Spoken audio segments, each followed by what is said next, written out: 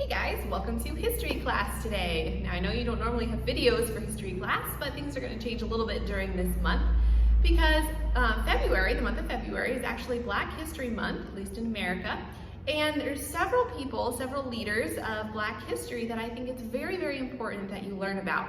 And the first one is Martin Luther King Jr. We're going to spend a whole week studying him because of how important he is. Now you already started on Monday. You watched that video, completed your true and false page about the video, so you've already learned a little bit about Martin Luther King Jr. and his most famous speech, I Have a Dream, explaining the importance of the American dream, or not the American dream, but the importance of his dream for equality in America. So now you are going to be reading the I Have a Dream speech, as well as analyzing it as a work of literature. Okay, so you need to have out in front of you this piece of paper that says, I have a dream as a work of literature. You also need your copy of his I Have a Dream speech. Now my copy looks different than yours, but it says, I Have a Dream speech. It's got a cartoon picture of Martin Luther King Jr. on it. You also need this page that says, Literary Analysis of I Have a Dream. Okay, so let's start off with talking about the literary terms that you're going to be looking for in this particular speech. Number one is figurative language. This is writing or speech that is not meant to be taken literally, not meant to be taken exactly as it says.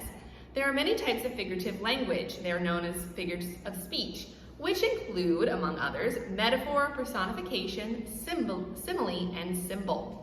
So let's talk about what each one of those are. Metaphor, that's something in a literary work described as though it were something else. For example, the slings and arrows of outrageous fortune. So it's not actually talking about, a bow and arrow. It's talking about how being overly rich can be something that causes damage, is the idea. Personification is when a non-human subject is given human characteristics. For example, the wind ate through the boy's flesh.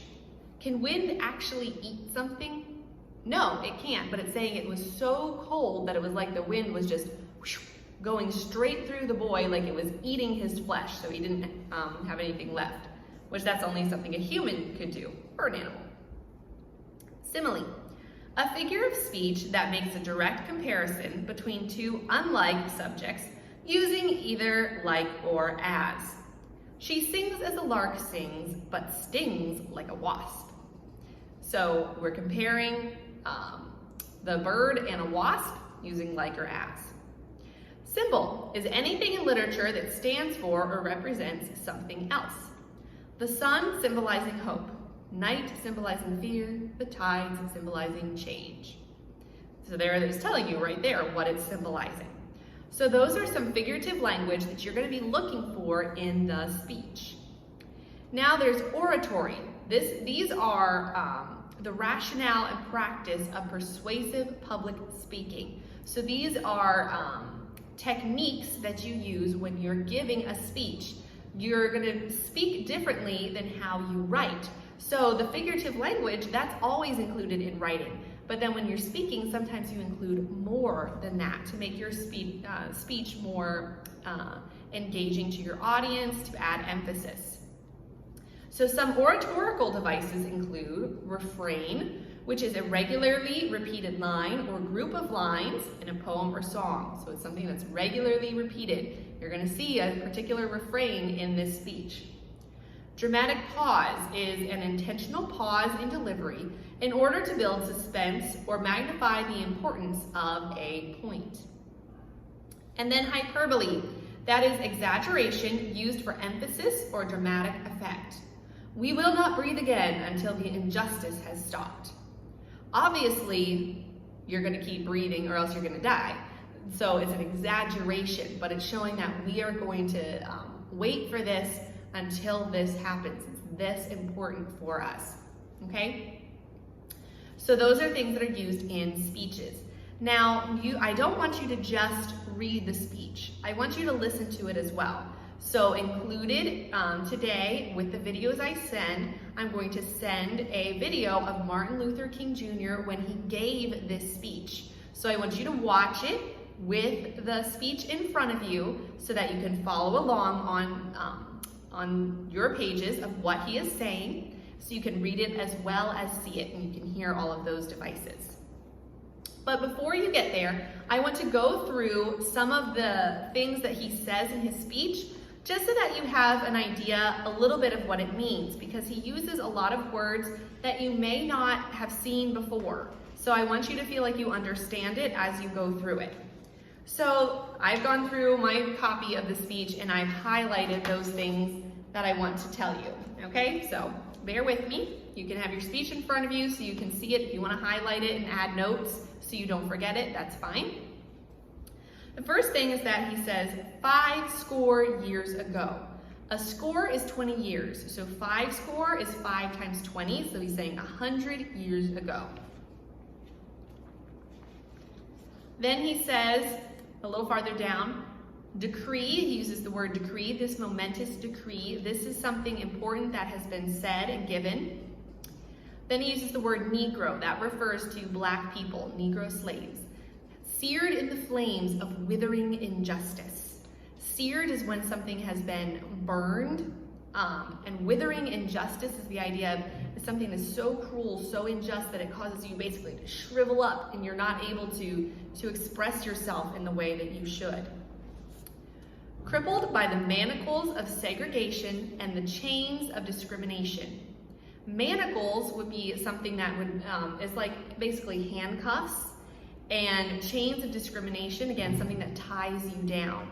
Discrimination is when you say, well, I'm not going to help you or do good things for you, hire you for a job or whatever because of your color or anything like that.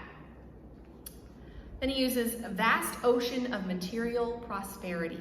That's being very rich and prosperous.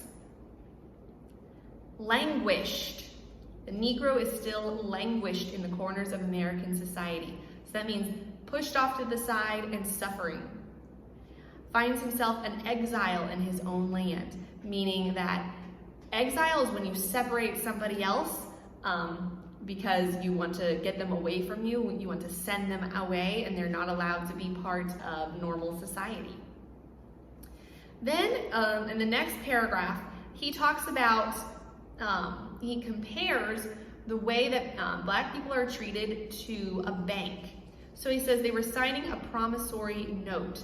This is a note that a bank promises to pay money, promises to give goods to someone.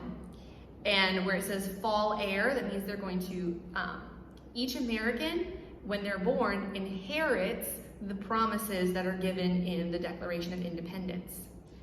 Unalienable rights would mean the rights that each person has that cannot be taken away from them. Then at the bottom of that paragraph, it says a check which has come back marked insufficient funds. So when you go to a bank and you try to get out money, you can write a check and you give that check to them, then they give you money from your bank account that's according to the amount you wrote on the check. If it comes back marked insufficient funds, that means you don't have that money in your account. So you need to think about that when you listen and read that part. What does he mean when he's talking about that America has given the Negro a bad check, which has come back marked insufficient funds? Because that's what that means. What do you think he means when he says that? Then in the next paragraph, he uses the phrase vaults of opportunity. So that's the idea of you have a big store of opportunity. A vault would be something that it's like a safe, something that you store and hold things that are very, very important. Now I know I'm going quickly, but it's because our time is going very quickly. All right, hallowed spot means a very sacred spot. Tranquilizing drug of gradualism. That means that people are they just gradually let things go, things that are important, things that people should stand against, little by little. People say, nah, I don't care about it. It's like they're falling asleep because things are gradually changing, but changing for the worse. But they don't really care because it's so gradual, so little. The desolate valley of segregation, that means it's like a lonely valley, a terrible place to be, emptiness because people are segregated or separated. Let's see, I'm gonna skip over some of these. Down in the paragraph it says, but there is something I must say to my people. He uses the word degenerate.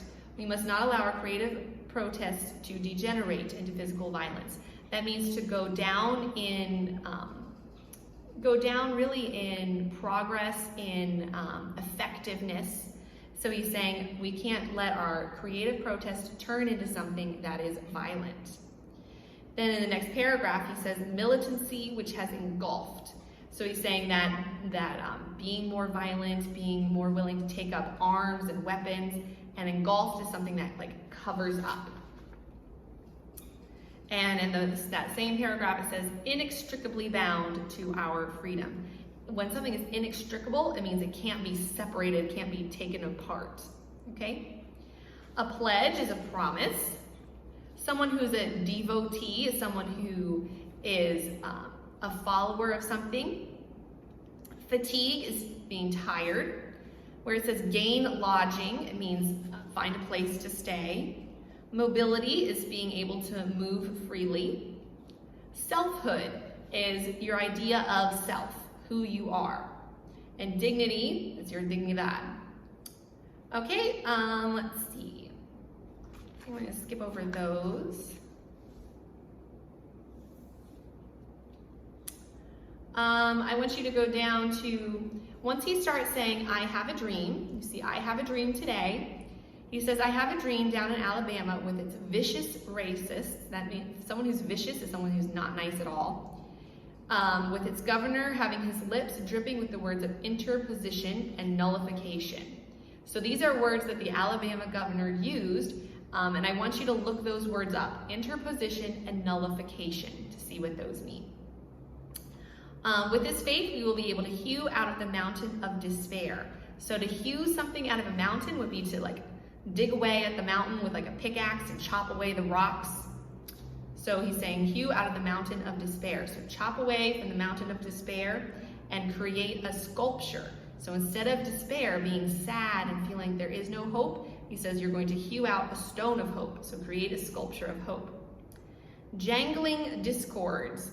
Again, that means like when something is in discord, it means it's not in agreement. So jangling kind of gives the idea that it doesn't sound nice, it doesn't go well, it's not pleasant, it's not in agreement.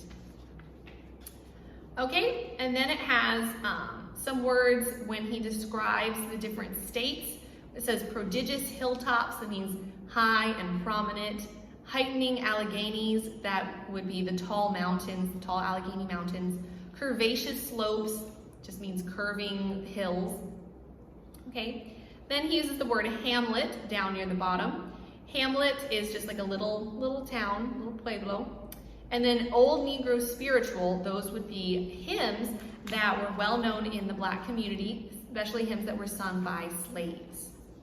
Okay, so with that, let's go over what you need to do. On your literary analysis paper, your directions say, answer the following questions on a separate piece of paper. Your answers need to be in complete sentences and in paragraph form, at least 6 sentences each. Questions 1, 3, and 4 must have at least 4 examples that are different from the examples given. So I give you examples of what you're looking for, but for 1, 3, and 4, you have to find different examples than what are given on this paper. If you absolutely cannot find any, tell me, okay? So question number 1 is what examples of figurative language can be found in the text, like seared in the flames of withering injustice, symphony of brotherhood. Number 2, how do these uses enhance the overall impact of the speech? So when Martin Luther uses this kind of language, how does it help the emphasis in the speech? Number 3, what oratorical devices does King use to add vitality and force to his speech? So to make his speech more emphatic, to make his speech more forceful, to make his speech stronger. And number 4, in what specific ways does King call forth his experience as a preacher to lend persuasive power to the speech? Okay, so remember each sentence needs to be at least 6 sentences, or each answer has to be at least 6 sentences each. It's paragraph form, and questions 1, 3, and 4, at least 4 examples that are different from the examples given. Okay? And just so that there's clarification, on Friday you have your reading packet, and so the reading packet for Friday starts with a page that looks like this, except it doesn't have the highlighter. Okay? That's for Friday, not for today. All right, if you have any questions about what you need to do, just ask. Go now and listen to his speech and read through it so that you can answer the questions. Have a great day, guys. Love you very much.